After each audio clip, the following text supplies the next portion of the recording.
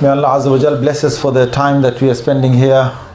Rasulullah sallallahu alaihi wasallam has given us 3 different types of signs. And there are the signs that are gone and never to return again. That's category number 1. For example, he said his own death is a sign of the last day. And there are signs that he said that happened in the time of Umar ibn Khattab radiallahu anhu, that happened in the time of Uthman radiallahu anhu. They're gone and they will never come back again. That's the first category of signs. And even he's talked about, the Constantinople taking over that. He spoke about that, and that has gone, and so on. Now, Rasulullah sallallahu alaihi wasallam gave us a second category of signs. They are the signs that are still minor. So these are all minor yet. So the first category, they are minor also. The second category, they are minor. Now these minor ones, the second category, they're the ones, once they appear, they won't disappear. Once they appear, they won't disappear, and they're going to increase. And they'll increase in their size and shape and so on, but you won't find them disappearing once they come.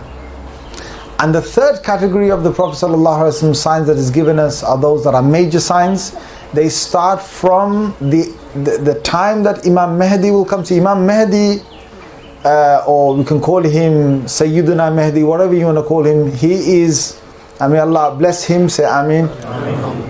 He is going to be the bridge between the minor signs and the major signs. So once Imam Mahdi appears, we know that now we are going to the major signs. So after Imam Mahdi, it's all major signs. So the major signs like Dajjal, major sign like the sun coming up from the west instead of the east, and then disappearing, going halfway, then going back down, disappearing. The Quran being lifted, the Kaaba being broken, the smoke that comes up, the earthquakes that will happen, and many other signs which the Prophet Ya'juj, Ma'juj and so on, Isa alayhi salam coming down and so on. These are all major signs. Now the major signs are approximately 10. Imam Mahdi is the bridge between the minor signs and the major signs. But as I said to you, the minor signs, there are 2 of them. One that has appeared, has gone, and the others that will appear and they will continue to increase. Now, again, because of the shortage of time, I'm just going to go into a few of them.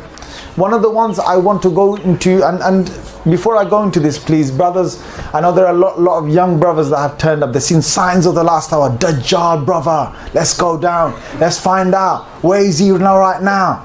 Yeah, they're on Dajjal. Right? They're getting all excited about Dajjal.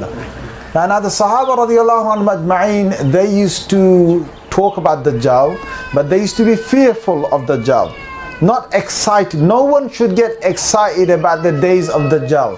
No one should get excited about the signs of the last hour, because these are signs. Each sign that comes is telling us that the day of judgment is coming. It's not something to be excited about. Second thing is, even with Dajjal and so on, when the Sahaba said to the Prophet ﷺ, and he saw the fear on their faces, he said, what's wrong with you? And they said that, Messenger of Allah, you've given us such news about Dajjal. This is a hadith in Tirmidhi.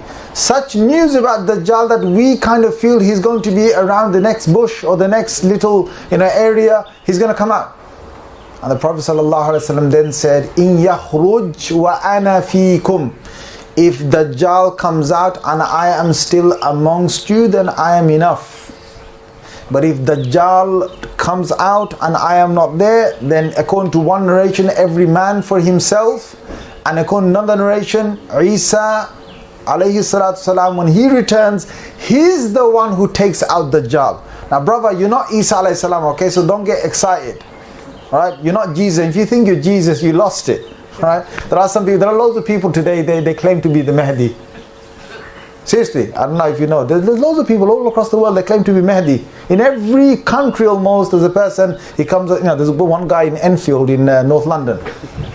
I'm not making this up. He comes up to you and he says to you, nice, and he whispers in your ear, he says, hey, don't tell anyone, I'm Imam Mahdi. And that's their story, okay? Next thing is, okay, he's Imam Mahdi, so what should you believe of him? He'll tell you, don't tell anyone. He said, I know what's going to happen. And guess what? The guy's got followers. Seriously, the guy's got followers.